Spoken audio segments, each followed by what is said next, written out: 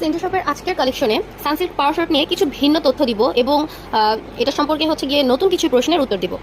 যারা skin care product ব্যবহার করে তাদের মধ্যে এখন 90% মানুষই কনফিউজড যে সানসিল্ক পাওয়ার শট একটু বিভিন্ন নেগেটিভ রিভিউ দেখতে পাচ্ছি, তো এখন কি করা উচিত, এটা ব্যবহার করব কি করব না, বা এটা কি ট্রাই করা উচিত কি উচিত না।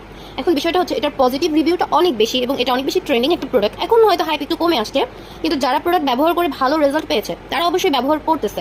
আচ্ছা, নেগেটিভ রিভিউটা হচ্ছে যে বলে সানসিল্কের এই পাওয়ার শট 150-200 টাকা দিয়ে ব্যবহার করে সেই 4 টাকা বা 5 টাকা দামের সানসিল্ক কন্ডিশনারের মতোই রেজাল্ট পাওয়া যায়, তাহলে কেন আমি 150-200 টাকা দিয়ে এই পাওয়ার শট ব্যবহার করবো? অথবা বলে পাওয়ার শট ব্যবহার করে হেয়ার স্মুথ হয়ে যায়, ড্যামেজ একদম ভালো হয়ে যায়, রিপেয়ার হয়ে যায়, তাহলে তেমন রেজাল্ট তো পাচ্ছি না, এর মানে ফেক। কিন্তু বিষয়টা হচ্ছে চুলের ড্যামেজ বা চুলের যেই ক্ষতিগুলো হয়ে থাকে একটা হেয়ার মাস্ক একবার ব্যবহার করেই সেটা ভালো হয়ে যায় না, এবং একটা প্রোডাক্ট একবার ব্যবহার করে 100% রেজাল্ট প্রথমেই পাওয়া যায় না, এবং একটা প্রোডাক্ট সবার হেয়ারে সমানভাবে স্যুট করে না। যদি একটা প্রোডাক্ট সবার হেয়ারেই স্যুট করে তাহলে কিন্তু মার্কেটে এত হেয়ার মাস্ক অ্যাভেলেবেল থাকতো না।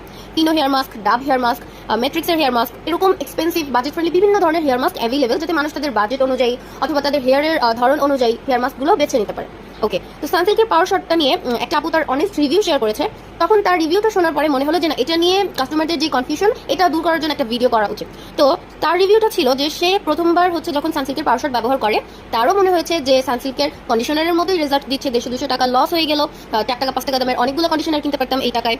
পরবর্তীতে সে একাধিক সে একাধিক পাওয়ার শট কিনেছিল, তো এখন সে পরবর্তীগুলো তার ফেলে দিতে পারে না। তো সে যখন সেকেন্ড টাইম আবার ব্যবহার করে তখন এই পাওয়ার শট নিয়ে মানুষ যেমন ক্লেম করে যে এটা এরকম রেজাল্ট দিচ্ছে, সেকেন্ড টাইম ব্যবহারে সে 100% সেরকম রেজাল্টটা পায়। তখন তার কাছে প্রথমবারের এক্সপিরিয়েন্স এবং সেকেন্ড টাইম ইউজের পর যে এক্সপিরিয়েন্সটা টোটালি ভিন্ন ছিল। তো তার রিভিউ অনুযায়ী বলতে পারি যে একটা প্রোডাক্ট একবার ব্যবহার করলেই হচ্ছে একটা হচ্ছে স্যুট না করা, আরেকটা হচ্ছে 100% রেজাল্ট না পাওয়া। অবশ্যই আমার হেয়ারটা কি অনেক বেশি ড্যামেজ কি না সেটা আমি বুঝতে পারবো। তো আমার হেয়ার যদি অনেক বেশি ড্যামেজ হয়, অনেক বেশি ড্রাই হয়, আমি একটা প্রোডাক্ট একবার ব্যবহারেই তো আমার হেয়ারটা 100% ঠিক হয়ে যাবে না, অবশ্যই আমাকে কয়েকবার ব্যবহার করতে হবে। তো সেক্ষেত্রে আমরা বলতে পারি না যে একটা প্রোডাক্ট হচ্ছে গিয়ে ভালো না, বা যত মানুষ রিভিউ দিচ্ছে সবাই ভুল রিভিউ দিচ্ছে, এরকমটা না।